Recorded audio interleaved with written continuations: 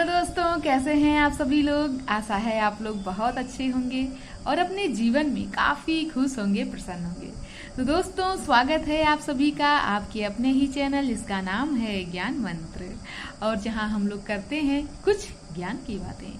प्यारे दोस्तों, आज की संपादकी लेकर मैं प्रस्तुत हूं, और आज की संपादकी जैसा कि आप लोग देख रहे हैं, गुलाम कश्मीर पर निर्णायक फैसले का समय। तो कश्मीर का आज का यह जो मुद्दा है, क्या कुछ मुद्दा आज की संपादकी में दिया गया है, ये बहुत ही उत्सुकता का विषय है।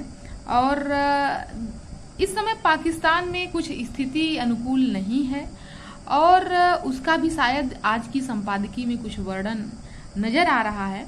तो चलिए दोस्तों, देखते हैं कि क्या कुछ पाकिस्तान और कश्मीर का मामला आज की संपादकी में हमें देखने को मिलता है। पाकिस्तान में इन दिनों गृह युद्ध जैसी स्थिति बनी हुई है। शासन का कोई भी अंग सही से काम नहीं कर रहा है। सेना, नौकरशाही और न्यायाधीश दो फाड़ हो चुके हैं। युद्ध तो दूर, पाकिस्तान के पास आंतरिक संकट को संभाल पाने की भी वित्तीय शक्ति नहीं रह गई है। आश्चर्य है कि पाकिस्तान को अपने अस्तित्व के समक्ष संकट का एहसास तक नहीं है। पिछले दिनों गोवा में संघाई सहयोग संगठन SCO के सदस्य देशों की बैठक हुई थी गोवा में। उसमें शामिल होने के लिए भारत आए पाकिस्तान के विदेश मंत्री बिलावल भुट्टो ने कहा कि अनुच्छेद 370 भारत पाकिस्तान वार्ता में बाधा है। भारत के विदेश मंत्री S जयशंकर ने उन्हें स्पष्ट जवाब दिया कि वह तो पाकिस्तानी आतंकवादी उद्योग के प्रवर्तक एवं प्रवक्ता हैं। अनुच्छेद 370 अब इतिहास और कश्मीर प्रकरण में पाकिस्तान के लिए मात्र गुलाम कश्मीर को खाली करना ही बाकी रह गया है। उनका यह जवाब बहुत कुछ कह गया। यह कश्मीर युद्ध में 1 जनवरी 1949 के अस्थायी युद्ध विराम के बाद से ही हमारी नीति होनी चाहिए थी, लेकिन नेहरू तो भारत की तरह कश्मीर को भी बांट देने पर आमादा थे। तात्पर्य यह है कि देर से ही सही भारत के लिए कश्मीर मुद्दा अब समाप्त हो चुका है।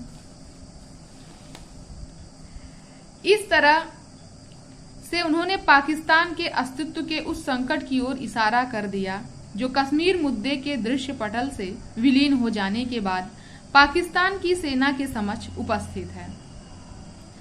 दरअसल पाकिस्तानी सेना 1947 से कश्मीर मुद्दा, भारत शत्रुता एवं कश्मीर विवाद के मजहबी समाधान के आश्वासनों एवं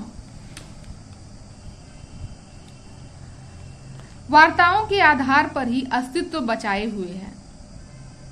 पाकिस्तान का आधार कश्मीर नहीं बल्कि कश्मीर मुद्दा रहा है। उन्होंने गुलाम कश्मीर का जो हाल कर रखा है वह किसी से छिपा भी नहीं है। पाकिस्तान की जनता अपने सेना से सवाल पूछने लगी है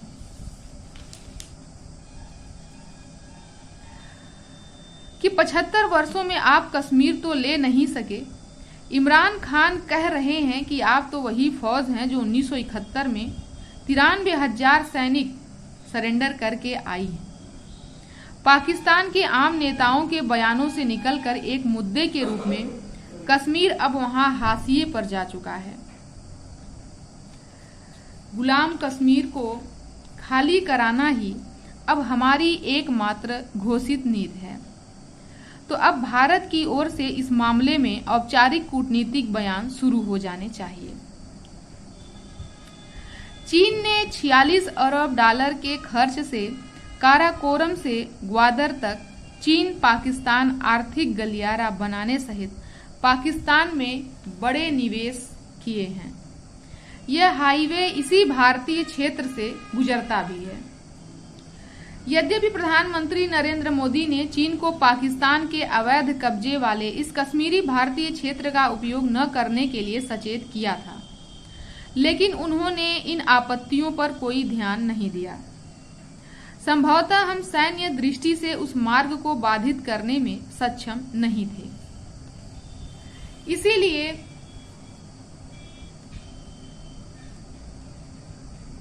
चीन ने इस सी पैक योजना में सड़क बना डाली।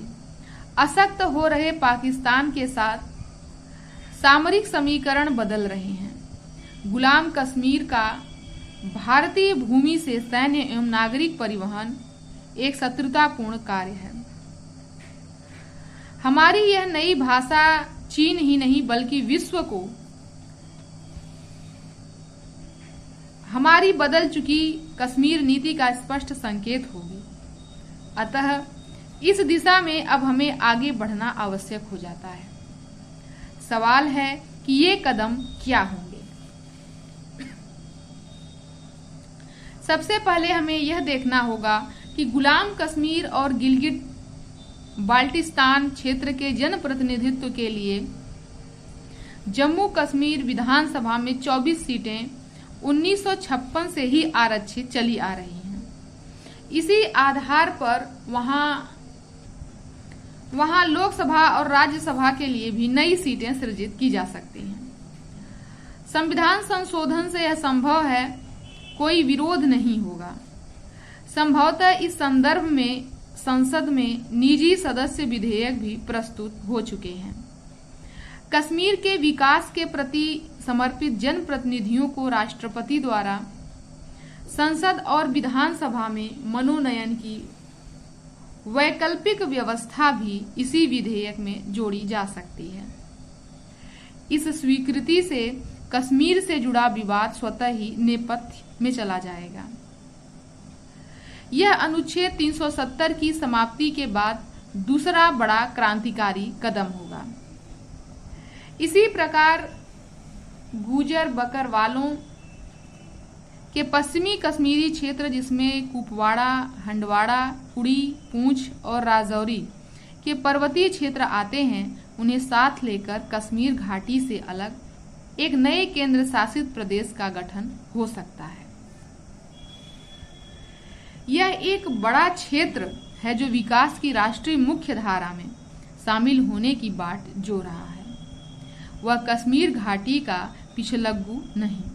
इससे उन पिछड़े इलाकों में विकास के नए आयाम खुलेंगे और गोजरी पहाड़ी एवं डोगरी बोलने वाले गुजर बकरवालों को अपने जनप्रतिनिधियों के जरिए विकास में भागीदारी का नया अवसर मिलेगा। यह वर्ग विभाजनकारी सोच से बहुत दूर है। कश्मीर घाटी में परिवारवादी वर्चस्व के कारण उन्हें न्याय संगत राजनीतिक प्रतिनिधित्व नहीं मिल सका है। यह संभावित केंद्र शासित प्रदेश प्रकृति और भाषा के स्तर पर जम्मू के निकट होगा, जो कश्मीर घाटी को पाकिस्तान के दुष्प्रभाव से सुरक्षित करने में महत्वपूर्ण भूमिका निभाएगा। यह वास्तविकता है कि पाकिस्तान आंतरिक विभाजन की देहरी पर है। उसके पराभव से हमें दोहरे मोर्चे वाले सामरिक दबाव से मुक्ति मिलेगी। फिर हम चीनी ड्रैगन का बदला हुआ रूप भी देखेंगे। अब जब लक्ष्य ही गुलाम कश्मीर की वापसी है, तो हमें इन दिशाओं में अवश्य आगे बढ़ना चाहिए।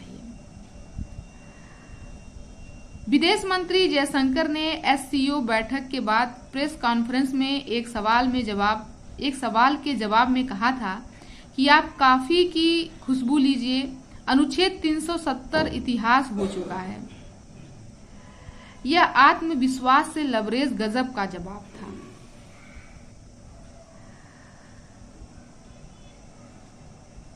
कश्मीर अब किसी वार्ता की मेज पर नहीं है, बल्कि भारतवर्ष का एक आदर्श राज्य बनने की दिशा में बढ़ रहा है। कश्मीरी जनता के सामने भी अपने भविष्य को लेकर अब कोई धर्म संकट नहीं। अगर हम गुलाम कश्मीर को लेकर इस दिशा में आगे चल सके तो बहुत समय नहीं लगेगा जब पाकिस्तान भी एक इतिहास बनकर रह जाएगा कि एक देश हुआ करता था पाकिस्तान। तो लेखक पूर्व सैनिक एवं पूर्व प्रशासक हैं। नाम है इनका कैप्टन आर विक्रम सिंह। द्वारा आज का संपादकीय लेख गुलाम कश्मीर पर निर्णायक फैसले का समय। तो गुलाम कश्मीर पर जो कार्य इस समय किया जा रहा है या फिर जो रणनीति है, बहुत ही बेहतरीन रणनीति है और यदि इस पर कार्य किया गया तो एक सुंदर कश्मीर जो है हमारे सामने होगा। तो आशा है दोस्तों आज का संपादकीय लेख काफ़ी अच्छा लगा होगा और काफ़ी नॉलेजेबल भी था। तो आज का वीडियो यहीं समाप्त करते हैं। मिलते हैं नए वीडियो में नए संपादकीय लेख के साथ। धन्यवाद।